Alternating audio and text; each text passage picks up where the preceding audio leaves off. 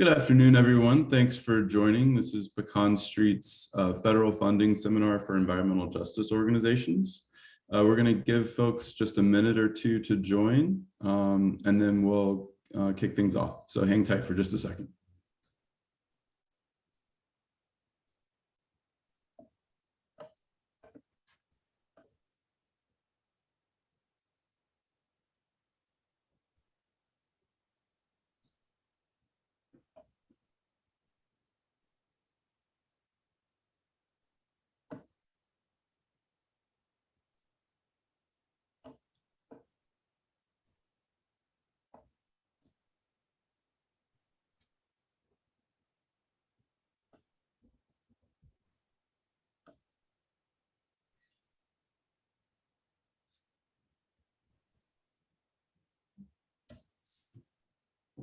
Okay, as people are joining, I think we can go ahead and get started. Again, for those of you that are just logging in, this is Pecan Street's Federal Funding Seminar for Environmental Justice Organizations.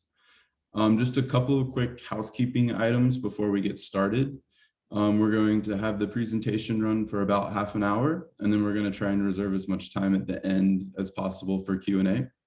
To ask your questions, just type those into the chat function in Zoom at any time throughout the presentation, and then we'll go through those at the end. And then just a reminder that this is the first session of our seminar series. The second session is scheduled for September 22nd at noon Central Time. You can register for that at the same place that you registered for this seminar. And we'll also send a registration link with the follow-up email that'll go out later today. So with that, I think we can go ahead and introduce our speaker, Fisayo Fadelu, who is the CFO and General Counsel of Pecan Street, and she's going to lead our presentation today. All right, thank you, Clayton, and good afternoon, everyone. Welcome to Pecan Street's presentation on federal financial assistance readiness. We know there's a lot of things you can be doing with your time, and so we appreciate you joining us. We have quite a bit of material to go through today, so we'll just jump right in.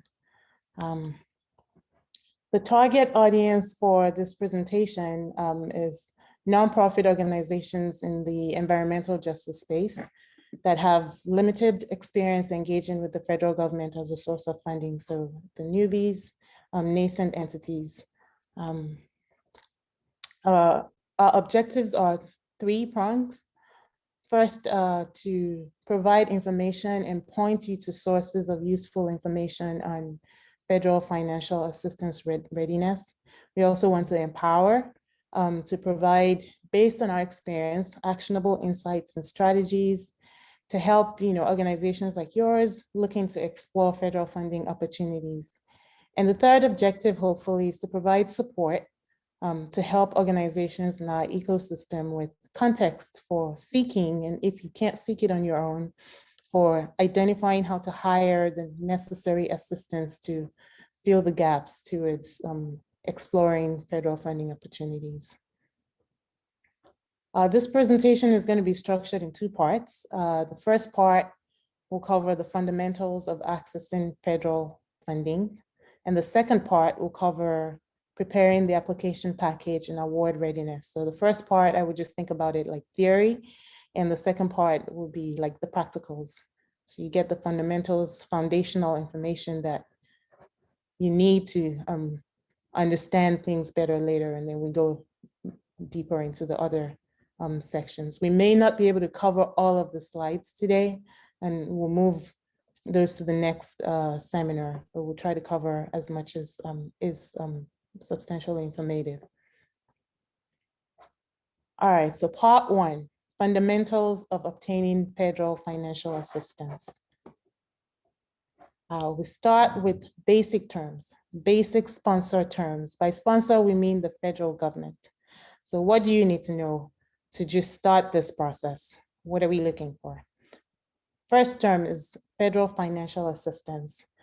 Federal financial assistance is the mechanism by which the federal government makes funding available in service of the public. This is important to know because federal financial assistance is different from procurement contracts, for instance, where the federal government is trying to acquire goods and services. There are various types of federal financial assistance, but we're going to focus here on two: grants and cooperative agreements. I will talk a little bit more about those in the subsequent slides. And then the third basic term, funding opportunity announcement, so FOA for short. This is the notice to the public of a federal agency's intention to award funding. Usually it would include the award information, eligibility criteria, evaluation criteria, application requirements, application submission instructions. The FOA, this is what we look for. This is what we're hunting for when we're searching for funding opportunities. Some agencies will call it an NOA or notice of funding opportunity, NFO, about the same thing, but this is what the federal agency puts out to say, we want you to apply for certain opportunities. So we move on to the next slide. More basics. Now we are moving into basics about the applicant. This is your organization. The first basic key term to know is the prime awardee, or usually called the prime applicant. This is the primary federal award recipient. So it's also called, you would also be called the lead organization. This is the entity that would sign the grant or cooperative agreement with the government. This entity is ultimately responsible and financially accountable for the use of the federal funds received in performance of the project, and also legally responsible for carrying out the terms and conditions of the award. So you're the entity that the federal government holds responsible for fulfilling the award objectives and the reporting requirements. Next to the prime, you have the subrecipient. The subrecipient is one step down. The subrecipient will receive a subaward, usually from the prime awardee. So the contract for the subrecipient, even though you're participating on the funding opportunity, your contract is not with the federal government, it's with the prime awardee to carry out portions of the program. You're still a critical part of the program. The subawardee's performance is measured in relation to whether objectives of the program are met, and the subawardee usually has responsibility for programmatic decision-making. One key difference here is that, of course, your compliance responsibilities are a lot, fewer than the prime awardee. And as we go further in the discussion, you will understand better why it's critical to know the different ways in which you can show up on the federal application. And then you have the last one, the contractor. The contractor will receive a contract or enter into a contract with either the prime awardee or the subrecipient. And the contractor's job usually is to, purchase goods or provide services needed to carry out the project. The critical difference between a contractor and the subrecipient is the substance of the relationship. The subrecipient, we would say, is mission critical. The contractor is ancillary to the program. So usually this entity sometimes already provides goods and services to the applicant, but it's not that their work on the contract or the application is not important. They're just not quite as mission critical. And so they have almost no federal compliance obligations, usually no compliance obligations. So you can see the tiers of responsibility for the different entities that show up in a federal funding assistance application. All right, now we move into the more basics, but now the award instruments. As we said earlier, we are going to focus on grants and cooperative agreements. One thing that's important to note is usually people call them the same thing. People call all of them grants, but they're different. And it's important to understand the distinction. I would say for Pecan Street, for instance, we've been around for over a decade, and all of our federal contracts have been cooperative agreements, but we call them grants. Even the federal government calls them grants, but they're not, they're different. And the key distinction between a grant and a cooperative agreement is sponsor involvement. So the grant provides funding to support a public purpose with few restrictions and with no substantial involvement expected between the federal agency and the recipient when carrying out the activity contemplated in the grant agreement. The cooperative agreement has a very similar definition, provides funding to support a public purpose but with substantial involvement expected between the federal agency and recipient when carrying out the activity contemplated in the cooperative agreement. And why is it important to know this distinction? If you're a small organization based on your capabilities and you're trying to search, if you just want money and you don't want the government involved, you probably want to do your filter by grants. And if that's not the case, then you don't need to do that filter, but it's helpful to know that there's a distinction between both. And that's the key of this slide. Now we have a list of funding sources. So here is a list of federal agencies that support environmental projects in the environmental space. These slides will be provided to you after the presentation, so there's no need to rush in writing the entities. But what a key takeaway from here is, it's not just the Department of Energy, it's not just the EPA. So cast a wide net when you're conducting a search for projects. You'll be surprised how many of these entities have, projects that fall in the environmental space. So that's the takeaway from the slide. There's several federal agencies that do fund projects in the environmental space. Now, how do we find funding opportunities? These FOAs that we talked about, how do you go about finding them? Step one is to search grants.gov. All federal agencies will publish their funding opportunities on grants.gov.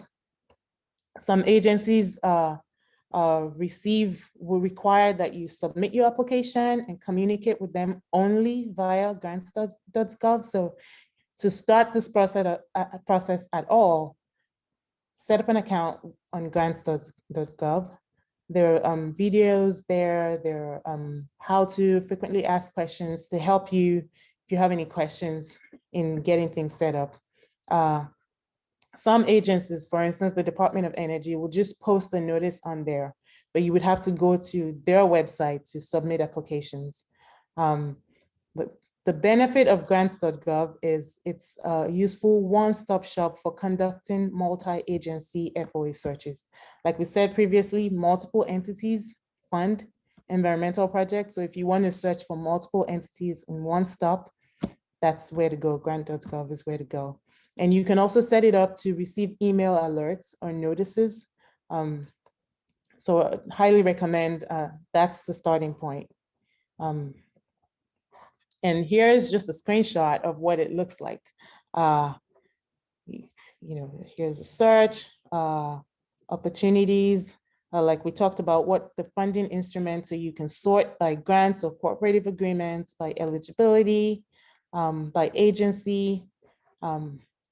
Yeah, so start there.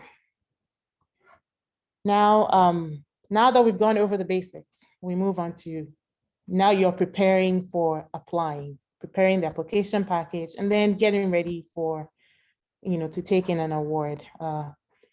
Clayton, if you don't mind, just drop in a sample of federal funding opportunities. So Clayton would drop in one in the chat. It's just an example of one of the FOAs that Pecan Street applied for, and we actually did get an award, get awarded that, just for you to see what it looks like. All right, so the first step is recipient readiness. all organizations, if you're considering applying for federal funding, you must do or you should have the following. Pre-application preparation. This is universal preparation. Every entity must have this. Then you have to consider agency-specific preparation. You do an eligibility assessment, assess your capability. And then after doing, assessing your capability and eligibility, if there are gaps, figuring out how to mitigate those gaps. And then if you still feel like you can move forward, then you go into the application package preparation and submission. But that's not the end. Even if you get a notice of award selection, you still have to do preparation for contract negotiation. So it's not an automatic, you get selected and then you get the award. There's a detailed in-depth review process by the federal government. So you have to prepare for contract negotiation, and then of course, program execution, funding administration, and compliance. So we'll take these one by one for as many as we can cover in this seminar. The pre-application preparation. All right. So we start with the universal requirements. Every organization that is applying for federal funding must do and have the following. You have to have an EIN. Of course, I'm sure most organizations already have that to be set up. So starting point is EIN, and then you have to have a DUNS number. The website is here for organizations that don't have that. We'll provide the slide so you can have that. And then register with the System of Award Management, the SAM.gov. Whether you're a federal grantee or federal contractor, every entity trying to access funding has to have a SAM.gov account. To set up a SAM.gov account, you have to have an EIN and you have to have a DUNS number. So they all go together. And then, like we said before, register for a grants.gov account. The process can take from 3 days to 5 weeks. So highly recommended to start early so that you can get all of that foundational work done before it's time to submit your application. All right, so the next is agency-specific preparation. This is what does the agency that you're applying for require of you? This is important. Each agency is different, and it's important to read the FOA to make sure that you're registered everywhere they need you to be registered. This is very critical. You don't want to complete your application package and find out that you're not registered on some portal where you need a unique ID to submit something. So I give examples of the ones that we're familiar with. The Department of Energy, for instance, the RPE office will require you to register on their funding portal. That's pretty easy, straightforward. You submit your account. Some require days to approve your account. So that's where time starts to tick. The NSF has its own detailed application and process on their portal. And then the EPA and Department of Transportation and other entities, other agencies don't have any special portal for you on their website. They require that you submit your application through grants.gov. So it's important, the takeaways, it's important to read the FOA and make sure that you're applying on all of the portals or avenues where they require you to register before you can submit an application, and to do it early. All right, now we move on to the third item, eligibility assessment. So you've seen an FOA, like the one we provided as an example. You feel this is the kind of work our organization does, we can do this. One question is your entity structure listed in the FOA as one of those invited to apply, or is it barred from applying? So it's good to read. Each FOA will have an eligible applicants list. So I provide an example here. This is one FOA that says, these entities are the type of entities that we welcome to apply for this funding opportunity. For instance, nonprofit organizations. So from here, you can see that if you're a nonprofit organization, they welcome you to apply. But if you're 501c4 on this particular FOA, it's not always the case. They say you are not eligible to apply for funding. If you're a for-profit organization, they say you're not eligible. It's not always the case, but this is the starting point. It's good to look at this and see whether your organization is eligible. Then the next question is that the end of the analysis? And it's not always the end of the analysis. What if we're ineligible? Are there other things we can do? And the answer is, yeah, maybe no, sometimes, but maybe sometimes. So that's not the end of the analysis, and we can look further. We can, in the next slides, we'll see what other things what other strategies you can implement to get around an eligibility bar. So capability assessment, number 4. So 2 main things in the capability assessments. You're assessing for programmatic capability and administrative capability. Programmatic capability, usually this is what your organization already does. You're looking at the skill sets and resources. Do we have the skill sets and resources to meet the obligations, identify and characterize gaps relative to what the FOA is asking for, determine whether your organization has already with existing resources, or you can acquire the necessary capabilities to adequately perform the scope of work and timely produce the FOA deliverables without jeopardizing your other commitments. So you're looking at the big picture, but most times the organization already does this. If you're a recipient of foundation funding, you already do this. Where you may be you're likely needing to add on more responsibility, and you're looking deeper, is the administrative capability. The federal government has specific administrative requirements. Some of them are listed in the FOA. Some of them you may need to get outside help to help you make that assessment. But you're assessing your financial systems to see if you're able to manage the funds in the magnitude of the budget you're requesting, whether you can comply with procurement standards, whether you can perform consistent monthly financial reporting, whether you can perform auditable record keeping and produce administrative reports or certifications necessary for grant closeout.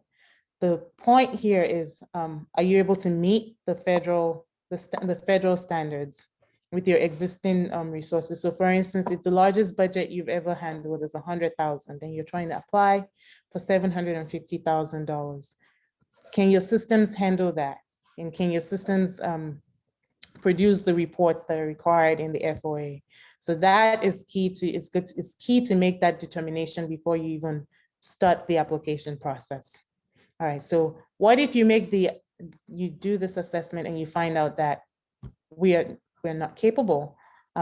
Similar to the eligibility, it's not necessarily dispositive. So now let's move on to see what that means. You have gaps. How do we mitigate? What are strategies for mitigating the gaps? So are you ineligible, or you find out that you're not capable? So organizations can overcome these gaps in several ways. One is teaming. So teaming, the federal government encourages this often. They like to see it, and it's an arrangement where more than one entity pursues a funding opportunity in a joint application package. So one eligible entity is the prime. If you remember, we talked about the prime applicant, while the others join as subrecipients, contractors, or other participants. So under a teaming arrangement, if you remember, we started with the 501c4 entity that was not eligible to apply as a prime. Perhaps you can apply as a prime, but you're not barred from applying as a subrecipient or contractor. So what would you do in that case is you would take the application and approach other entities mutually, entities who are in your field, who are mutually interested, and see if they can collaborate with you in submitting an application. So you have one entity that will submit as the prime, and you would come in as a subrecipient or a subcontractor. So that's one strategy. Under a teaming arrangement, so an entity that's an otherwise ineligible or less capable organization could still participate in an FOA as either a subrecipient or a contractor. So benefits of teaming, like we said, efficiencies between team members. So team members can complement each other's unique capabilities. It's lower risk for smaller organizations to gain experience with federal funding. So you may be an organization and your entry strategy may be, we're not starting out going as a prime applicant. We're starting out as the strategy is to start out as a subrecipient. And so you're making those connections and looking for organizations that you can partner with as a subrecipient. So you get some experience on approaching, the federal government and managing federal awards before you apply as a prime applicant. That's one strategy, but that you could also always apply as a prime. But just saying, this is one strategy. Oftentimes, the federal government requires cost share, and we'll talk more about cost share on the next seminar. When that's required, a team is usually more capable to pull resources together than one small entity. So an organization, again, with an ineligible structure may be able to participate as a subrecipient or a contractor. So this is one strategy for overcoming that bar, either an ineligibility or a capability bar. The next way or strategy is scoping to size. So where the burden, for instance, is the burden of compliance, where the burden of compliance is the barrier to application. Smaller organizations should detailed review the FOA for compliance thresholds that they may be able to strategically fall below. So what does this mean? Sometimes one good example is for federal government awards, if you expend more than $750,000 per year in federal funding, you're required to have a single audit in addition to a financial audit. So it's a compliance audit in addition to a financial audit. If you're not ready for that as an organization, then strategically you should scope your budget to fall below $750,000. Also, another good example is for equipment. The federal government has specific requirements for reporting and accounting for equipment, and usually deems equipment an item that costs $5,000 or more. If you don't want to deal with that, or you're not set up to deal with that, you want to prepare a budget that falls below that threshold. And there are several opportunities like that. So it's important to read the FOA in detail and see if there are opportunities within the FOA for you to strategically build your budget or design your program to fall below compliance threshold, so that if you're an organization with not strong enough capability can still participate in the funding opportunity. All right, so now that we've talked about that, we've talked about the fundamentals, we're looking to how to put the application package together and for submission. So for each application, usually you have three stages. Well, it could be one, it could be two. Usually there's a full application for sure. But in general, you have 3 stages, 2 stages. This is what you would typically see. So the application requirements, again, vary by agency. Typical decision point starts with the letter of interest submission. So usually you see the funding opportunity and you have a number of dates, and they say the state submit the letter of interest. Usually at that point, sometimes you may not know for sure that you want to submit an application, but if you feel like you may want to submit an application, we recommend that go ahead and submit a letter of interest. It's usually just a paragraph notifying the agency that you're going to submit a full application. So you hold your place in line. Because sometimes the FOA will say, if you didn't submit a letter of interest, you're not eligible to apply for the full funding opportunity. So first step is the letter of interest. And then the next is a concept paper. The concept paper is usually a 2 to 3 page write-up that describes and demonstrates your understanding of the problem posed in the FOA, identifies how your proposed project will address the challenge. You describe why and how your organization or team would be best suited to effectively and efficiently execute the work and deliverables, and then identify how your project fits the mission or priorities of the funding agencies. So usually the concept paper you submitted and you get an encourage or discourage decision. Neither of them bars you from fully applying, but that basically gives you an idea of what the reviewers are thinking about with regards to your submitted proposal. And then you have the full application submission. This is where all the work comes into play. It includes a statement of work, a detailed budget, a number of supporting schedules. And so we'll focus on the full proposal since the others are lighter.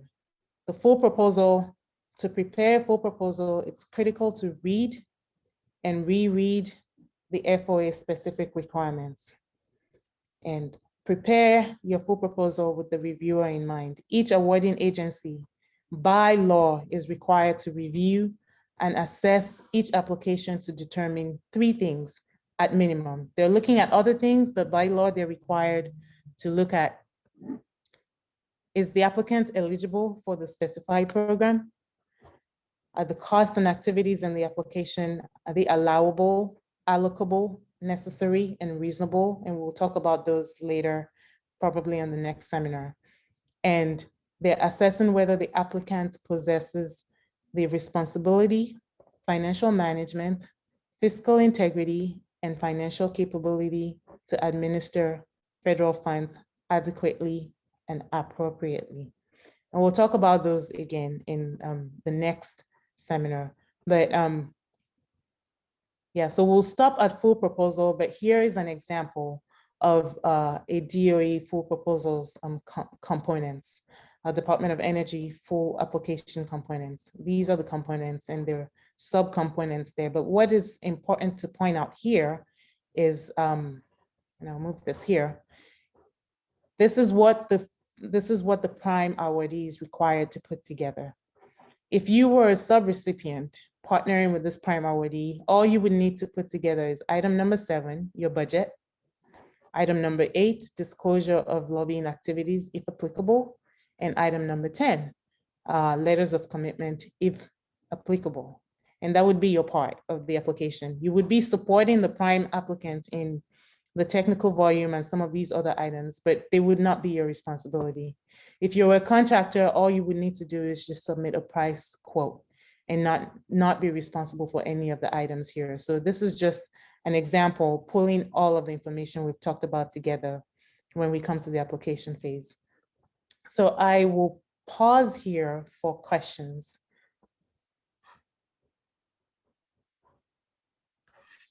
Great, thank you, Fisayo. So we've got some good questions coming in, but feel free to go ahead and submit more questions. I think we'll have time to get through a few more. So let's get started with our first question.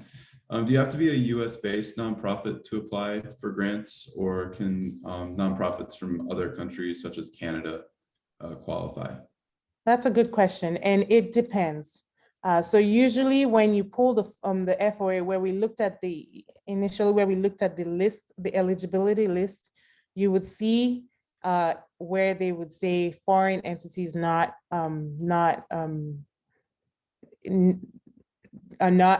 apply and not eligible. And if it's silent on it, what I would recommend is, in almost every FOA, there's usually an email address there saying this is the main contact person, this is the project officer. So you can email and ask if your entity is eligible, and they will respond pretty quickly. So it varies. You could likely come in as a subrecipient, and some entities some FOAs will have a complete bar on foreign entities, but that's not always the case. Great. And I think you may have answered this question, but just let's reiterate. Do subrecipients need to are they required to be nonprofit if you're a subrecipient? No, no, no. A subrecipient can be a for-profit entity if the grant application permits that. Even the prime recipient could be a for-profit entity if the grant application permits that. So we've had that structure. We've had a prime as for-profit and being a subrecipient to that, and we've also had for-profit subrecipients. So no, it's not categorical. Again, it's listed by FOA. So that's why it's important to look at the FOA eligibility requirements there. Great. And then our next question, to use the grants.gov site, or I think just in general to start exploring whether there might be opportunities there for your organization. Does your organization, if you're not a 501c3 yet, what are your recommendations for that if you're still in the process of trying to? Yeah, so if you're not a 501c3 organization yet, you can still go ahead and register on grants.gov. Mhm. You can identify opportunities. You can be part of a team if the FOA allows it. But also, there's something called fiscal sponsorship relationship. That's out of the scope of this presentation, but you can Google it and see if you can find information on that. So fiscal sponsorship relationship allows you to have another nonprofit receive the funds on your behalf and administer it. So you don't have to have that. Most likely, if the award requires that you be a 501c3 organization, of course you can't apply as the prime recipient, but you may be able to still show up in some way as a subrecipient or contractor and still actually get some substantial dollars. So I wouldn't even discount those. The levels of responsibility are lower, but you can still pull in a substantial amount of funding as a subrecipient or a contractor. Great. So our next question is about the 750,000 limit. If you're a subrecipient or a contractor, do you also need to be audited if the prime award is over the $750,000 limit, or does that threshold only apply to the prime? It's by entity. And it's not necessarily only to the one particular award we're talking about. So if you expend more than 750 in your total federal grants, so it may be this one award plus other, if you did have additional federal grants, for instance, all of your federal grants that you are expending as an entity, if you hit the $750,000 threshold, then you would need to get a single audit. Okay, great. And then if an organization does program work both in the United States and internationally, does that limit their eligibility for federal grants at all? No, not necessarily. If they do program work just as a general matter, but if you were a 501c3 organization and the award says 501c3 organizations are eligible, the fact that you do program work elsewhere is not relevant to that particular application. As long as you meet the requirements of that application, they're not looking to see. Now, of course, you can't be in a country that is illegal to perform work as a U.S. Entity. So that's a different question. But if you're just performing work internationally, but you meet the eligibility requirement for a particular funding opportunity, then there's nothing precluding you from applying for it. Okay, great. And then a question about, organizations applying for funding together. Are there ever opportunities for co-applicants to truly be equal, or is there always a prime organization um, for the grant? From my experience, there's always a prime. There's a lead, and it makes sense because the federal government wants to hold some party responsible. So there is a prime. There's usually always a prime, but I can say also that we have had a scenario where we were interested in the opportunity. We took the opportunity to an entity that was eligible because we were not eligible to be prime. But we did a substantial part of the work. More of the work, we actually helped them set up their financial system so that they would qualify to apply. And so from that respect, if you're looking at it from the amount of work, and even like the funding that could be passed through, sometimes the FOA would say the prime has to get at least 60% and the sub and the rest of the subs, but sometimes that limit is not there. And so it's very possible that you're getting 50-50 in funding, and all that is different is the party who is responsible by contract. Again, it's by contract with the federal government. So if you were the subrecipient and you were more capable, but just not eligible, then you could work out an arrangement by contract where you would be responsible for meeting all of the contract obligations. You would just be passing it to the prime to do the submission or doing it together.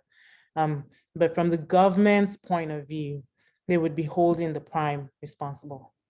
Okay. And in a circumstance like that, do you have any advice or experience with kind of avoiding any pitfalls of maybe compliance or responsibility issues that might come up when, you know, there's a prime, but then there's a sub-recipient that's maybe doing just as much of the work? Yeah, so from our learning, take control, be in charge of the parts that you cannot afford to have broken. So if you're like, for instance, for us, for the reporting, we were the subrecipients, but we were in charge of report. We took over the reporting. We had access to the portal. We were the ones doing the submission on the portal. So if there are mission critical elements, structure your arrangement with that entity such that you hold the keys to the mission critical elements of the work. And so you would be more in charge of the compliance responsibilities in that case. Just from the eye of the government, they would not be coming to you if they had questions. But if your concern is making sure that you fulfill the responsibilities, then you can structure your arrangements with your prime such that you are responsible for those parts that are mission critical. And then you wouldn't have a compliance problem. Okay, great, thank you. And then do you have any advice for organizations that might be looking to use federal grants as matching funds for funding opportunities from foundations? Federal grants as matching funds for foundations.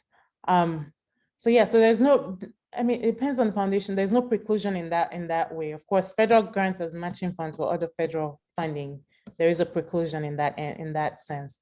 But federal grants as matching funds for foundations, if the foundation doesn't preclude it, then I don't see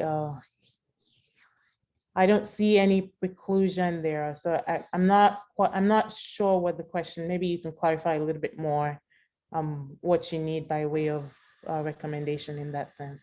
Okay. Well, I'll look for that.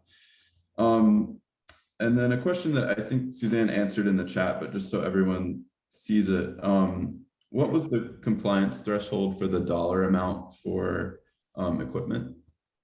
$5,000. Okay, great.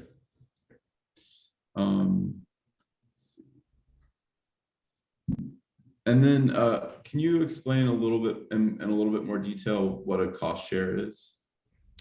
Yes. So we're gonna go into that in the next seminar, but yes, I can give a high level explanation of that. So cost share is also called matching funds. So I would say it in this way. The government sometimes wants you as the applicant to have skin in the game. So if the government is going to put a dollar amount, they want you to put a certain percentage of that dollar amount in the bucket as well. And so some applications will say you have to have 20% cost share. So if you're asking the government for 100,000, the government will say, we want the total amount of the project. That's our 100,000 plus your cost share, your percentage of the total to be whatever that percent is, 20. So if they're saying 20% cost share, they'll say 100,000 plus X, 20% of that total would be your cost share. And so in that respect, you have to pull in the dollars for that, for the matching funds. But the government is also flexible in the sense that it doesn't necessarily have to be cash. It could be, but it doesn't have to be. So it could be equipment. So if you have equipment that you're already going to be using for the project, like you've already purchased it, you can do evaluation of that. So if the cost share we're talking about is 20K, you have servers, you can do an evaluation of that and say, well, this item is worth this dollar amount. And so we're applying this as cost share. Equipment is not a very good example because if you use equipment as cost share, then the government retains a stake in that. So that's a more nuanced discussion. But it could be personnel time, for instance. So if you have a person that's going to be working on the project, you could bill 50% of their time to the government, and then the remaining 50% could serve as cost share. That's possible. But and there are a number of ways you can be creative with cost share. The list is so long, and there are so many. It could be, it could be supplies. It could be just your space. You value the space. You put a valuation. The valuation has to be reasonable and it has to be verifiable. So a reasonable person can look at it. The contracting officer can assess it and say, well, yeah, this makes sense. And you can apply that as cost share. Another thing is like your teaming partners could also help. So sometimes you can have just a participant on the award, just an organization that is not even getting any funding from the award. Says you can use our space for a certain amount of time. You can value that space and use it as cost share.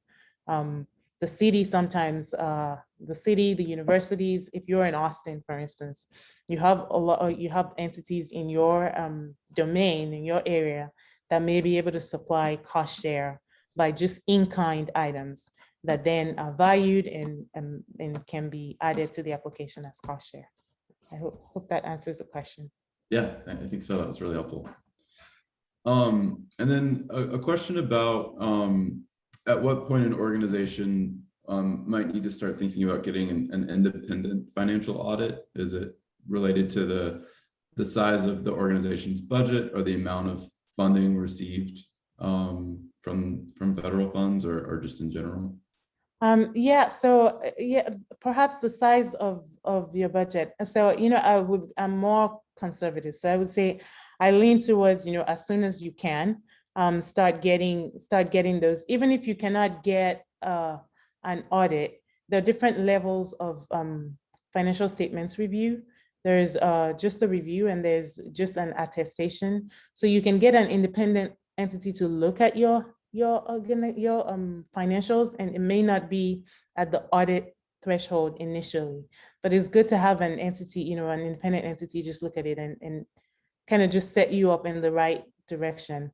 I would say that if you're an organization that knows that you're trying to pursue federal funding, just go ahead and invest in that from the start, because if you don't start it right, it's more costly to get it right in the middle, because then you have to redo a lot of things. So if you're starting up, just get that part, get your systems set up right, your accounting set up right, the classifications, the nuances that need to be set up so that things just roll by default. So when you get federal funding, you're not moving things around. So I would say get it set up right, and at minimum get like an attestation or review of your financials, and then maybe when you're able to afford it, start getting the audits. Okay, that's helpful. And then another question about matching funds. how do you define matching funds? Is it just another grant or philanthropic donation, or there are other ways to look at that? Yeah, so it's not another, it's not, it could be another grant. It could be a number of things. So again, like I'll step back again. Like I said, it's the government is putting $1 and you're putting something of value to match. What you're putting of value it could be cash. So if you had a foundation grant from the federal government perspective, you cannot match with federal funds. So if you had federal grant A, you cannot match with federal grant B. But if you had foundation funds, you could use the foundation funds as match. So how would it qualify as match?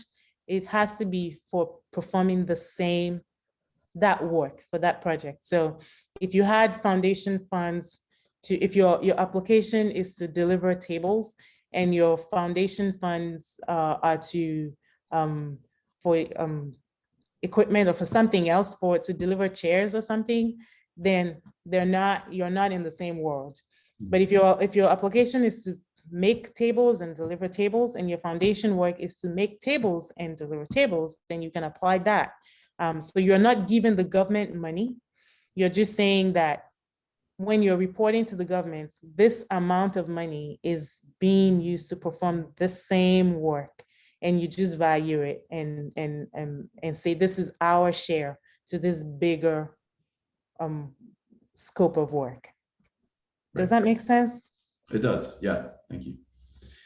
And then going back to our previous question about the independent audit, I assume that this might vary based on regionally, but do you have a sense of the cost to an organization to receive a independent audit? I wouldn't want to put a dollar amount out there because it does vary. It varies, and the items that make it vary are one, your organization size, the complexity of your work, and then the number of programs they're auditing. So if you have distinct programs, I think that's where things may get costly. So if you have a number of distinct programs, then they may audit them separately, and so it may be costly in that case. If you have federal grants, for instance, and like for us, if they're all from the Department of Energy, for instance, then maybe the cost would be less than an entity that has from the Department of Energy, from EPA, and from other entities, so different programs. So it just varies by there's a whole host of variables, and so I've seen the range vary substantially. So I wouldn't want to put a dollar amount out there. Yeah, that makes sense. So I think those are all of the questions that we've actually. I think one more may have just come in. If an organization is using home office space, could that potentially count as cost share? And also, would any home equipment like computers and desks and that kind of thing also count towards that? So I would take that back to, is it a business expense? I would link to the IRS. I would say if those qualify as a business expense from the IRS perspective, and they were being applied exclusively to the program that you're applying for, then then it would be cost share. So that's a little bit, there are a lot more steps there, but it's not automatically disallowed. I wouldn't say that's a no, but a little bit more work needs to be done to make sure that it can be verifiable and it's applicable, allocable to the program. Okay, that's helpful. So I think that's all the questions that we've gotten. We have just a couple of minutes. I was hoping you could I think you may have already kind of queued up the next session, but if you could just give a really brief overview of what people can expect during our next session.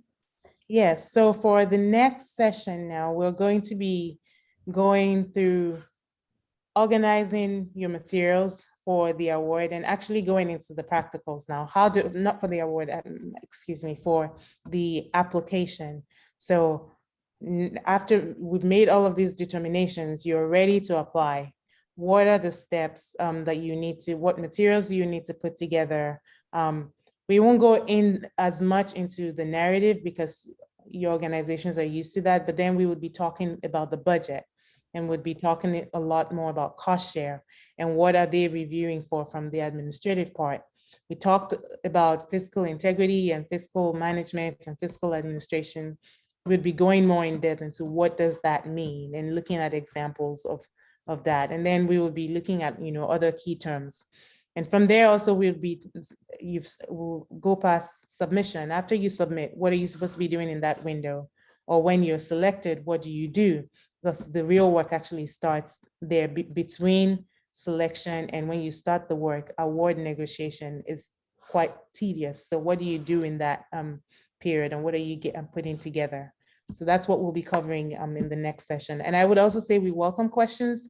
If there are particular questions that you know, that you would like us to cover in the next section or next seminar, and that would be helpful, we'll definitely welcome that. So we make this, you know, informative and as useful as possible. Yeah, absolutely. People can respond to the follow-up email that will go out this afternoon if they do have any feedback for us. So, and with that, I think we can go ahead and start wrapping up. I do want to mention, I forgot to mention in the introduction that the seminar is a product of Pecan Street's Center for Race, Energy, and Climate Justice. We launched the center earlier in the summer. So this is one of our kind of initial projects that we're offering. To learn more about the center, you can visit our website, pecanstreet.org/work/justice. And I'll include a link to that in the follow-up email that goes out. And then just a reminder that the next session is scheduled for September 22nd at noon Central Time.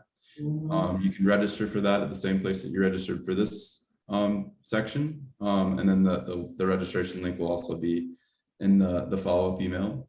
And then we hope that if you found this informative, you'll share this with your colleagues and other environmental justice organizations that you think might be able to learn more from this.